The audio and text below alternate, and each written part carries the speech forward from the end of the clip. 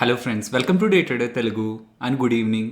Sensex 7 points gain అయ్యి 49,751 దగ్గర close అయితే నిఫ్టీ 32 పాయింట్స్ గెయిన్ అయ్యి 14,708 దగ్గర క్లోజ్ అవ్వడం జరిగింది.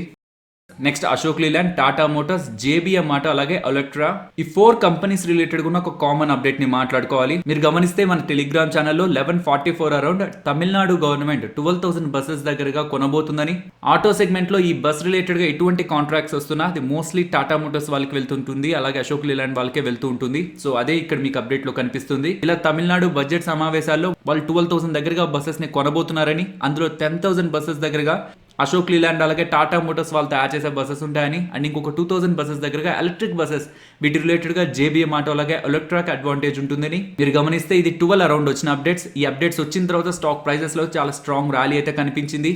ఇది ట్విట్టర్లో ఏ పాయింట్ ఆఫ్ టైంకి పోస్ట్ అయిందో యాజ్ సూన్ యాజ్ పాసిబుల్ నేను మీకు మన టెలిగ్రామ్ ఛానల్లో అప్డేట్ చేశాను. డైరెక్ట్గా ఈ అప్డేట్స్ ఎక్కడి నుంచి వస్తున్నాయి, సోర్స్ ఎక్కడిది ఈ అప్డేట్స్ కంటే నేను ప్రీవియస్గానే ఎక్స్ప్లెయిన్ చేశాను, ట్విట్టర్ నుంచి తీసుకుంటున్నానని. ట్విట్టర్తో పాటు ఫాలో అవ్వాలనుకున్నా మీరు మన టెలిగ్రామ్ ఛానల్ని కూడా ఫాలో అవ్వచ్చు.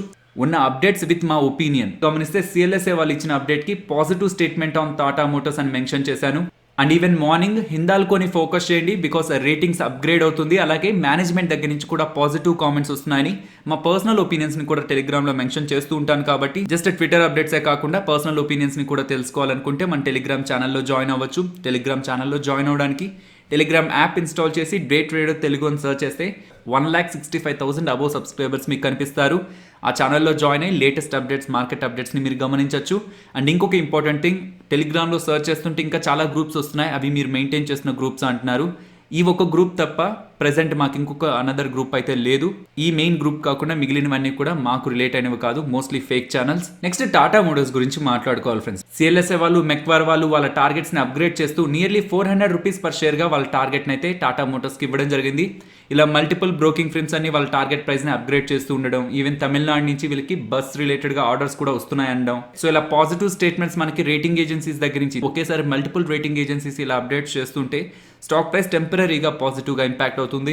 నెక్స్ట్ ఐపీఓస్ అండ్ వాటి గ్రే మార్కెట్ ప్రీమియం బయట ఎలా డిమాండ్ ఉంది అనేది మాట్లాడుకోవాలి. న్యూరేకా ఐపీఓ ఒక గ్రే మార్కెట్ ప్రీమియం 18% దగ్గరగా రన్ అవుతుంటే, రైల్టెల్ ఒక గ్రే మార్కెట్ ప్రీమియం 12% దగ్గరగా, హెరాన్బా ఐపీఓ ఒక గ్రే మార్కెట్ ప్రీమియం నియర్లీ 20% దగ్గరగా రన్ అవుతుంది. రైల్టెల్ ఐపీఓ ఒక స్టేటస్ ని చెక్ చేయడానికి ఈ వెబ్సైట్ లోకి రావాల్సి ఉంటుంది. రైల్టెల్ ఐపీఓ ఒక స్టేటస్ మనకి రేపు అప్డేట్ అవుతుంది. లింక్స్ ని కూడా నేను కామెంట్ సెక్షన్ లో ఇస్తున్నాను. ఆర్ఎల్స్ ఈ డేటా లైవ్ అయినప్పుడు వెంటనే ఆ లింక్ ని మన టెలిగ్రామ్ ఛానల్లో పోస్ట్ చేస్తూ ఇలా లైవ్ అని నేను అప్డేట్ కూడా ఇస్తాను.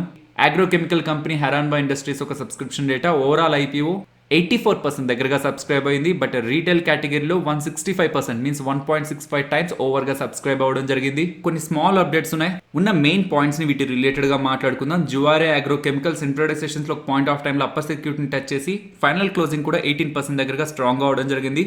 దీనికి రీజన్ వీళ్ళకి సంబంధించి గోవాలో ఉన్న వీళ్ళ మ్యానుఫ్యాక్చరింగ్ ప్లాంట్ ని 2,000 crores కి వేరొక కంపెనీకి సెల్ చేయబోతున్నారు. సో ఇలా సెల్ చేస్తున్నారని అప్డేట్ మార్కెట్ లోకి వచ్చిన పాయింట్ ఆఫ్ టైం నుంచి స్టాక్ ప్రైస్ లో ర్యాలీ కనిపించింది. అండ్ ఈ అప్డేట్ మార్నింగ్ 10 o'clock అరౌండ్ మీకు మన టెలిగ్రామ్ ఛానల్లో అయితే అప్డేట్ చేశాను. నెక్స్ట్ ఎయిర్టెల్ గురించి మాట్లాడుకోవాలి. ఎయిర్టెల్ రిలేటెడ్ గా వచ్చింది పాజిటివ్ అప్డేటే, బట్ స్టాక్ ప్రైస్ అలా రియాక్ట్ అవ్వలేదు. క్వాల్కమ్ వాళ్ళతో వీళ్ళు 5G టెక్నాలజీ రిలేటెడ్ గా కొలాబరేట్ అవబోతున్నారని వీళ్ళైతే అప్డేట్ చేస్తున్నారు. కాకపోతే ఇక్కడ మనం గుర్తుంచుకోవాల్సింది, క్వాల్కమ్ వాళ్ళు జియోలో ఆల్రెడీ ఇన్వెస్ట్మెంట్ చేశారు, బట్ వాళ్ళు 5G టెక్నాలజీ రిలేటెడ్ గా జియోతోనూ వర్క్ చేస్తున్నారు అంటున్నారు. అండ్ ఇప్పుడు ఎయిర్టెల్ తో కూడా వర్క్ చేస్తున్నారని క్వాల్కమ్ వాళ్ళు అలాగే ఎయిర్టెల్ వాళ్ళు అయితే అప్డేట్ చేయడం జరిగింది.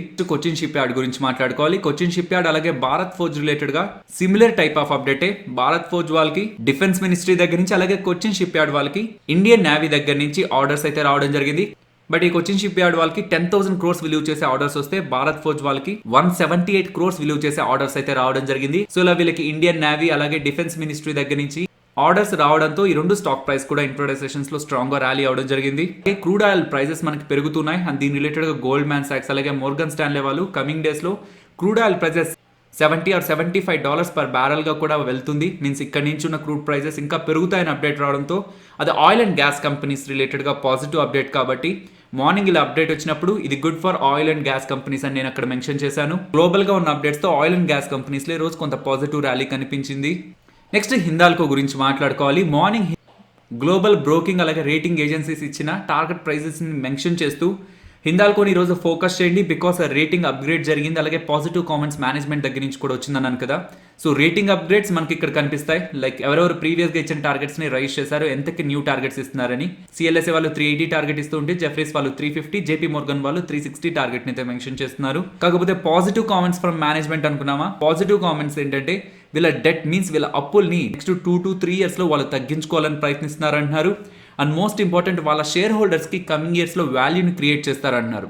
సో ఆ వాల్యూ ఎలా క్రియేట్ చేస్తారని చెప్తున్నారంటే వీళ్ళకున్న అప్పులను తగ్గించుకుంటూ బెటర్ ఎర్నింగ్స్ని తీసుకొస్తూ ఈవెన్ షేర్ హోల్డర్స్కి మంచి డివిడెండ్, ఇప్పటివరకు ఇస్తున్న డివిడెండ్ కంటే కూడా బెటర్ డివిడెండ్ని ప్రొవైడ్ చేయాలనే ప్రయత్నంలో హిందాల్కో మేనేజ్మెంట్ ఉందని హిందాల్కో వాళ్ళ అనలిస్ట్ మీట్లో అప్డేట్ చేయడం కూడా పాజిటివ్ కామెంట్స్. కాబట్టి అదే నేను మీకు మార్కెట్ ఓపెన్ అవ్వకముందు పాజిటివ్ కామెంట్స్ ఫ్రమ్ మేనేజ్మెంట్ అని అప్డేట్ చేశాను. ఇదో market opening point of time నుంచి కూడా హిందాల్కోలో స్ట్రాంగ్ ర్యాలీ అయితే కనిపించింది.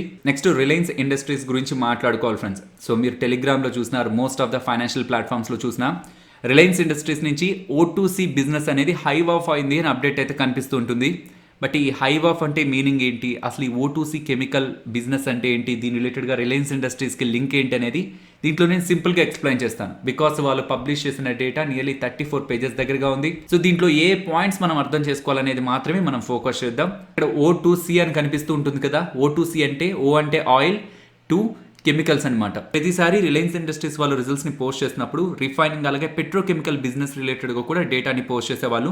కాకపోతే లాస్ట్ రిజల్ట్స్ని మీరు గమనిస్తే వాళ్ళు డైరెక్ట్గా ఈ సెగ్మెంట్, ఈ రిఫైనింగ్ అలాగే పెట్రోకెమికల్ సెగ్మెంట్ని O2Cతో రిప్రజెంట్ చేశారనమాట. సో ఈ రిఫైనింగ్ అలాగే పెట్రోకెమికల్ బిజినెస్ ద్వారా ఈ ఆయిల్ టు కెమికల్ బిజినెస్లో వాళ్ళు ఎలాంటి ప్రొడక్ట్స్ని తయారు చేస్తున్నారు అండ్ ఏ సెగ్మెంట్స్లో బిజినెస్ని చేస్తున్నారు అనేది ఇప్పుడు మనం స్క్రీన్ పైన అయితే గమనించవచ్చు. ఇప్పుడు వీరు చేయాలనుకుంటున్నది బిజినెస్ ని హైవ్ ఆఫ్ చేయడం, మీన్స్ సపరేట్ ఎంటిటీగా తీసుకురావాలనుకుంటున్నారు. సో దీని ద్వారా జరిగేది ఏంటంటే ఇప్పుడు O2C కెమికల్స్ ని వీళ్ళు హైవ్ ఆఫ్ చేశారు, సపరేట్ ఎంటిటీగా తీసుకొస్తున్నారు అంటున్నారా. దీనివల్ల జరిగేది ఆ O2C కెమికల్స్ కి ఒక సపరేట్ మేనేజ్మెంట్ వస్తుంది అనమాట. బట్ ఇలా కొత్త మేనేజ్మెంట్ అండ్ వాళ్ళ బిజినెస్ స్ట్రక్చర్ ని రీఆర్గనైజ్ చేయడం కోసం కాదు వీళ్ళు ఇప్పుడు ఇలా హైవ్ ఆఫ్ చేస్తున్నది, సపరేట్ చేస్తున్నది. ఇలా హైవ్ ఆఫ్ చేస్తే ఆ ఇండివిజువల్ కంపెనీస్ ఒక వాల్యుయేషన్ తెలుసుకొని గ్లోబల్ ఇన్వెస్టర్స్ ఎక్కువగా ఇన్వెస్ట్మెంట్ చేస్తారనమాట. ఈవెన్ సౌదీ అరేమ్కో వాళ్ళు ఈ O2C కెమికల్ బిజినెస్ లో కూడా వాటాను కొనేందుకు ప్రయత్నిస్తున్నారు. కాబట్టి ఇలా ఫస్ట్ దీన్ని ఒక సపరేట్ ఎంటిటీగా తీసుకొచ్చి దానికి సంబంధించిన 100% వాటాని ఫస్ట్ రిలయన్స్ ఇండస్ట్రీస్ వాళ్ళే హోల్డ్ చేస్తారు. అండ్ ఈ సౌదీ అరేమ్కో కానీ గ్లోబల్ ఇన్వెస్టర్స్ కానీ ఎవరైనా కొనడానికి ఆసక్తి చూపిస్తే Reliance industries parent company subsidiaries అయిన ఈ O2C కానీ రిలయన్స్ రీటైల్ కానీ జియోలో కానీ వాటాను సెల్ చేసే ప్రయత్నం చేస్తుంది అనమాట. అండ్ ఈవెన్ ఇలా చేస్తూ కమింగ్ డేస్ లో వీటిని IPOగా మార్కెట్లోకి తీసుకురావడానికి కూడా పాసిబిలిటీ ఉంటుంది.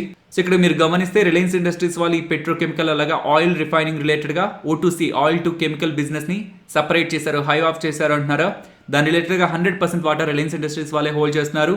అండ్ రిలయన్స్ రీటైల్ రిలేటెడ్గా 85.1% వాటా, జియో రిలేటెడ్గా 67.3% వాటా అండ్ ఇతర సెగ్మెంట్స్లో కూడా కొంత వాటాని వాళ్ళు హోల్డ్ చేస్తున్నారు అంటున్నారు. రిలయన్స్ రీటైల్ అలాగే జియోలో గ్లోబల్ ఇన్వెస్టర్స్ పెట్టుబడి పెట్టి వాటాను కొన్నారు కాబట్టి ఇక్కడ 100% వాటా మనకు కనిపించదు. బట్ O2C ఈ ఆయిల్ టు కెమికల్ బిజినెస్ లో ఇంకా ఎవరు ఇన్వెస్ట్మెంట్ చేయలేదు. బట్ నెక్స్ట్ కమింగ్ మంత్స్ లో సౌదీ అరేమ్కో వాళ్ళు ఇన్వెస్ట్మెంట్ చేస్తారంటున్నారు. కాబట్టి అలా చేసే సేల్ కూడా రిలయన్స్ ఇండస్ట్రీస్ రిలేటెడ్ గా మనం పాజిటివ్ గా తీసుకోవాలి. ఇదంతా మనకు అప్డేట్ చేస్తూ ఈ O2C బిజినెస్ లో ఆయిల్ టు కెమికల్ బిజినెస్ లో న్యూ సెగ్మెంట్స్ లో కూడా ఎంటర్ అవుతారంటున్నారు. లైక్ బ్యాటరీస్ కానీ, హైడ్రోజన్ రెన్యూబుల్స్ కానీ, అలాగే కార్బన్ క్యాప్చర్ బిజినెస్ ని కూడా వీళ్ళు నెక్స్ట్ కమింగ్ ఇయర్స్ లో చేస్తారంటున్నారు. వీటన్నిటిలో ఈ బ్యాటరీని మ్యానుఫ్యాక్చర్ చేస్తారు. లైక్ ఎలక్ట్రిక్ వెహికల్స్ రిలేటెడ్ గా ప్రెసెంట్ ఒక బజ్ అయితే నడుస్తుంది కదా. సో ఆ డిమాండ్ ని దృష్టిలో ఉంచుకొని వీళ్ళు బ్యాటరీ బిజినెస్ లో కూడా ఎంటర్ అవబోతున్నారనే వచ్చిన అప్డేట్ కూడా మనం కొంత ఫోకస్ చేయాల్సి ఉంటుంది. నిన్నటి వీడియోలో మనం మాట్లాడుకున్న రెసిస్టెన్స్ 14,780 అండ్ ఇవాళ మార్కెట్ ఓపెన్ అయిన లెవెల్ 14,782.